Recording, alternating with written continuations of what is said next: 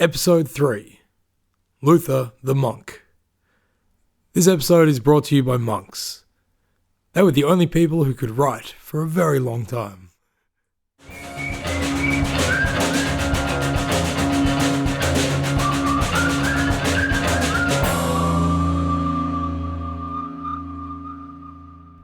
So 2 weeks after Luther had been struck on the head by God, he had already reorganized his life to, leaving school, going against his parents, and entering an Augustinian monastery. He was to begin with a year of probation, learning how to be a priest.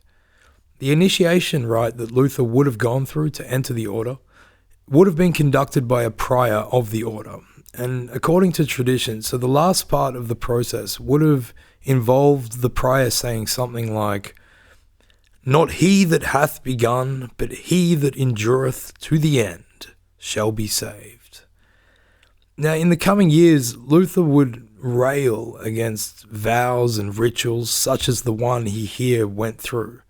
However, I do wonder if those words ever came to him or strengthened him in times when he would come under such intense pressure that all he could do was endure, and all he wanted was to be saved. It's an interesting concept to think about. In 1510, Luther was sent to Rome as a part of this 2-man mission. It was to settle some dispute within the Augustinian order. Rome, the ancient holy city, the center of Catholicism and the seat of St. Peter. Luther was in full mode Catholic, remember? So as he approached the city, he cried out, "Hail, Holy Rome!" in exactly that way. At this time, within the structure and the doctrine of the church, there's a couple of things we need to go into here, because there was this full litany of rituals and rites that one could engage in.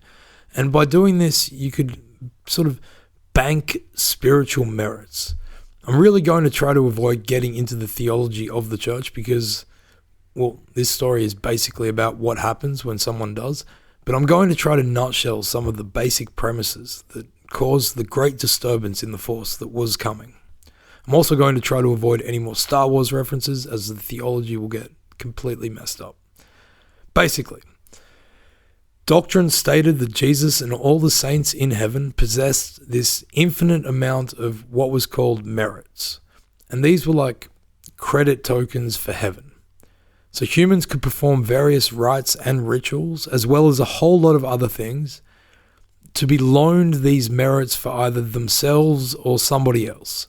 The somebody else was usually a dead family member who was presumed to be stuck in purgatory, this halfway point between heaven and hell.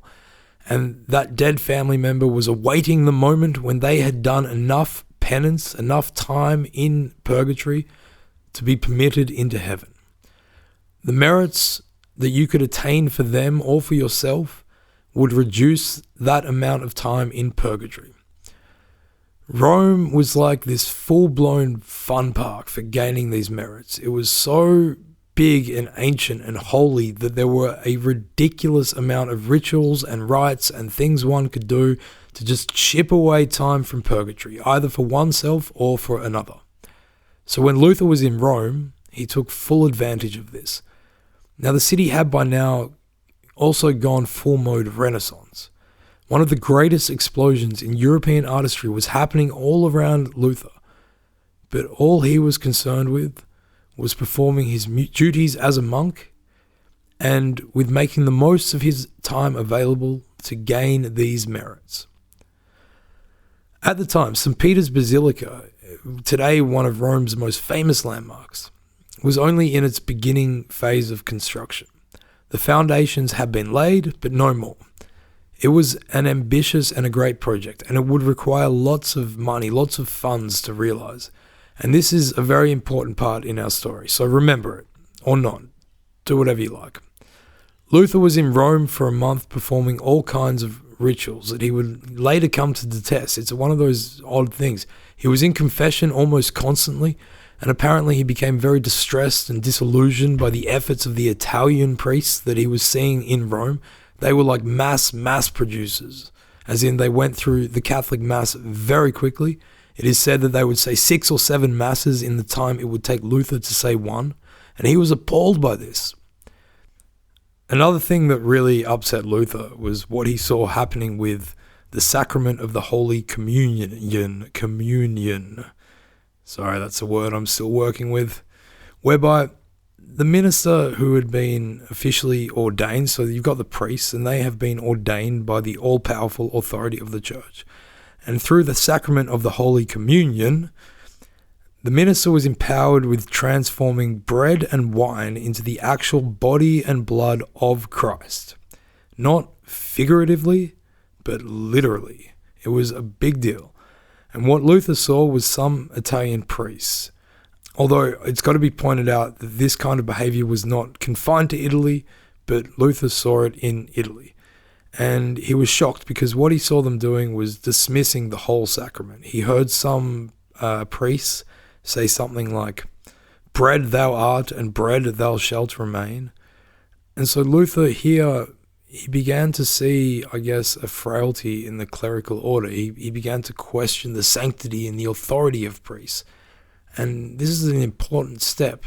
How could such morally reprehensible men be an authority on his spirituality? How could they be responsible for the well-being of people's souls? But the really big moment for Luther in Rome came as he was climbing some holy stairs, and they were called Pilates stairs. He was doing this in the required fashion so as to gain as many of these merit points as possible. It was a ritual. He took each one on his hands and his knees. He kissed every step as he ascended, and he said a Pater Noster, Our Dear Father, a brief prayer to the Lord. By doing this, he was able to assign the merit points that he was gaining to somebody who was dead. Apparently, he actually said he was aggrieved that his parents were still alive because he could not grant them so huge and signal a favor. Instead, he had to grant them to his dead grandfather, who would have been very appreciative, I am sure.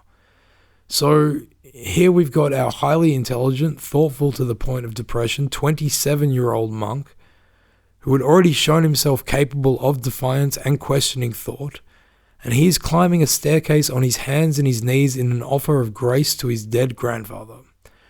I won't speak for you, but I wouldn't even get this far in the process before saying, fuck this. But I live in a post-Luther world. Whether he doubted this action as he ascended the stairs is impossible to know. I do wonder when the doubt dawned on him.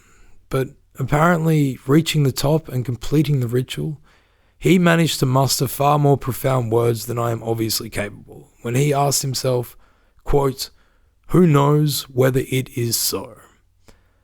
End quote.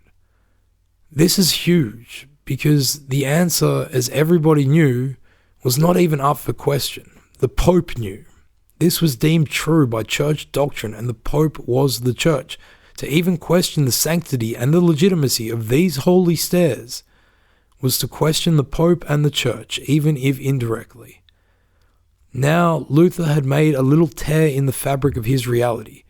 He was torn himself, and his depressions would intensify from here on, but he was beginning his second resistance, which would be one against himself and against that pervasive despair. But before we get to that, we need to understand more some of the context of the time and place in which Luther lived. In the next episode, we will do just that.